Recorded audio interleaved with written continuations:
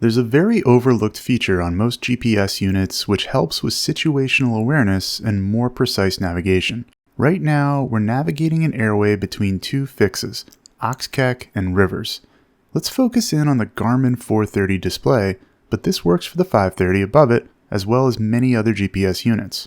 There are 6 fields displayed on the navigation page. Starting from top left, there's cross track, showing how far off we are from the active leg, distance from the next fix, TRK, track, which is the magnetic course we're traveling on currently, DTK, which is desired track, the magnetic course which would take us along the active leg, ETE, estimated time en route, and GS, ground speed.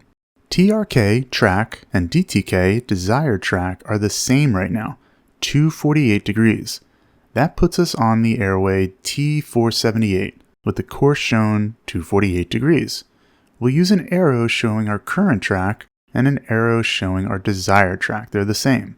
Now let's say ATC gives us a vector 20 degrees left for traffic. We're going to make the turn.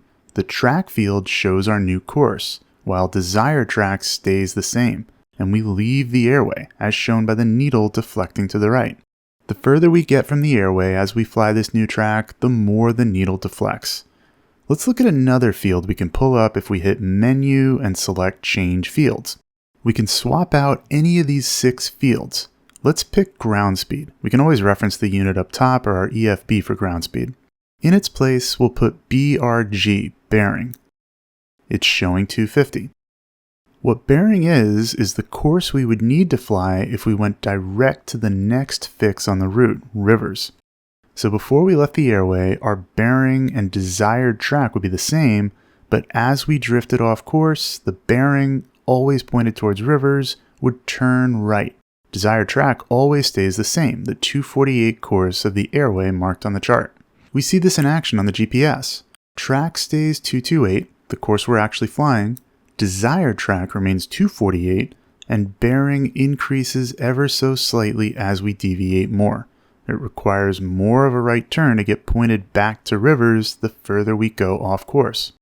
The more that needle swings, the greater the difference between desired track and bearing.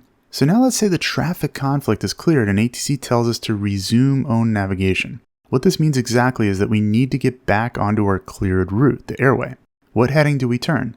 If we turn to our desired track at 248, in other words, our track and desired track are now the same, this might seem right, but we're really just going to be parallel to the airway, not getting closer to it. If we maintain that, our bearing will start getting slowly larger still, as the course to get to RIVRS moves more to the right.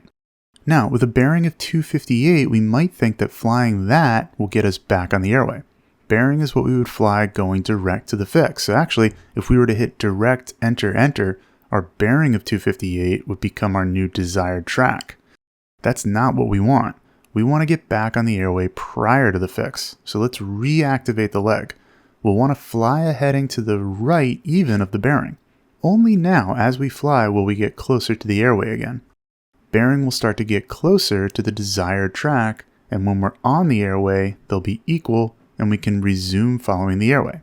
So flying a track of about 275, we'll see the needle coming in and the bearing reduce.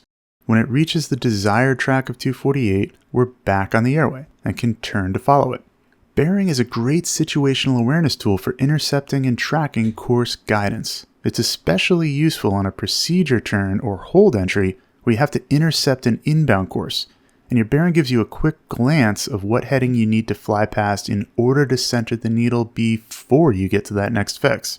Flight Insight YouTube videos are great, but if you're relying on just this for your training, you're missing so much more of what our courses can provide, including comprehensive test prep and practice and detailed check ride scenarios. Check it out today at the link here and in the description.